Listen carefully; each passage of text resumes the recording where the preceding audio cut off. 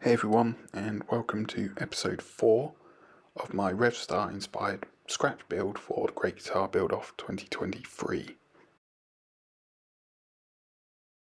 So we're going to start by looking at the fretboard and doing the radius. Here you can see I'm just knocking back the bulk of the excess epoxy that's above the surface. I found previously that this stuff really clogs up the sandpaper, so getting rid of the bulk of it with some files and whatnot is going to make it a whole lot easier when I get to the radiusing.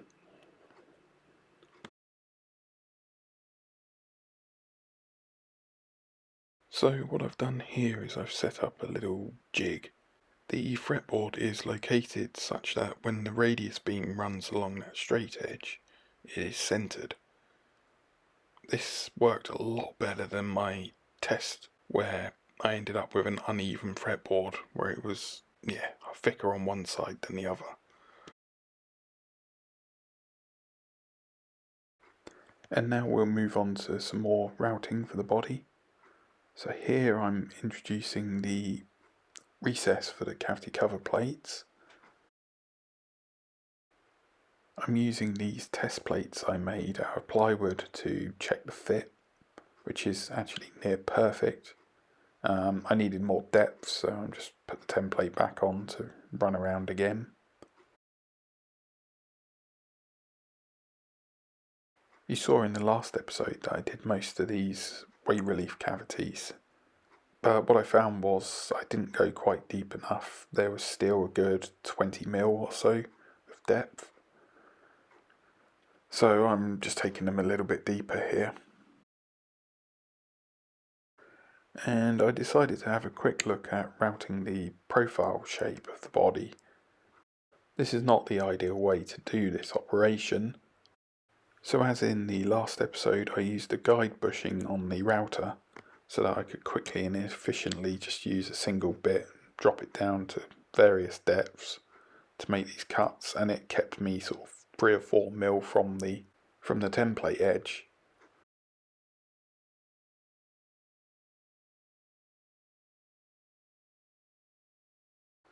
So here I'm getting ready to glue on the top. So I'm marking some hole locations there for a couple of screws in the pickup cavities. These are slightly offset from the centre so that they avoid the wire slot down the middle. And here you can just see me applying some glue to the body. I initially had one of my templates below as a clamping cool, but quickly realised I'd end up gluing that to the body if I did that. You may also notice that I removed the locating pins, and that's also so that I didn't glue those in, because that would be quite annoying.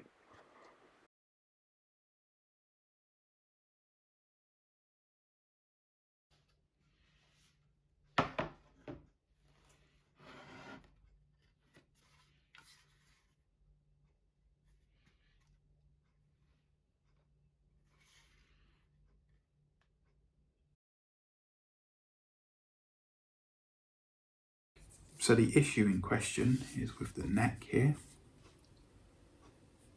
and you won't be able to see it, I doubt, from there, but from that side it's glued, the fretboard is glued on just fine. But from this side,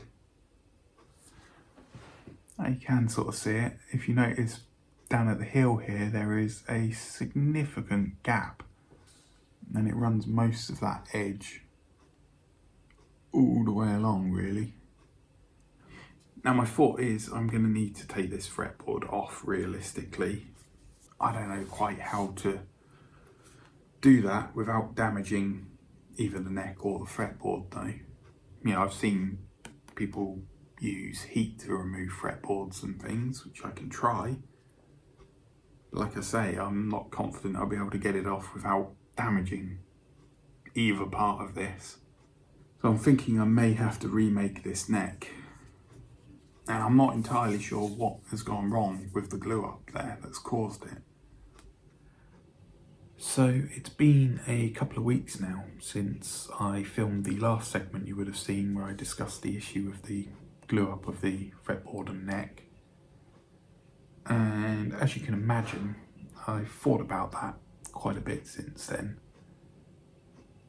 I decided quite early on to actually carry on and carve the neck, even if that turned out just being, you know, a test really. I'm pretty happy with how this end and the main part of it has turned out, with one slight exception, which is that at the 12th fret around here, I messed up the thickness so that it's ended up roughly the same thickness as the heel, which is a bit daft, but okay. Heel thickness is slightly wrong. It's only a millimetre off, but you know, it's another one to add to the mix of issues with this neck now. And another issue, or two issues actually. The first one is that heel transition, which it looks pretty reasonable, I think. It feels pretty decent, but when you actually put it into my test neck pocket here, yeah, there you go, you can see it there. So those horrible gaps in the corners. Yeah, which is not good. And the second thing is that there's quite a lot of play in this neck pocket now. And I think that's because of, well, two things really. When I was test fitting with just bits of ply shaped like the heel, I found that it took a lot of sanding to get them to fit if they were the same geometry as this pocket. So I actually made this 0.1 millimetre smaller. And then of course I've had to go in and sand to get rid of glue and whatnot. So it's ended up not fitting very well. And then after doing all of this sort of carving work, I watched a video from Gio and Todd at Tornelli and Sweet Tea respectively. And this is in their collaboration build for the GGBO. So watching that, it really sort of cemented in my mind the thought that I really am never going to be happy with this neck on this particular guitar, and I need to make a new one. So yeah, so I've purchased some new woods and materials to work on this guitar, or on this new neck. So we have new neck blank here, Sapele again obviously. It's about 22mm thick, I believe. It's actually a bit nicer grain on this piece than on the previous one. I have some more of the Sapele and maple binding, which will be used for the stripe here in the headstock. I have a new fretboard. Now I decided against buying a new ebony fretboard because that was rather expensive. This one was about half the price. And this is black ivory, or leadwood as it's called. It's, you know, from what I'm told, similar sort of density and hardness to ebony. But yeah, I think that should make a quite nice fretboard. Got a new truss rod with the spoke wheel.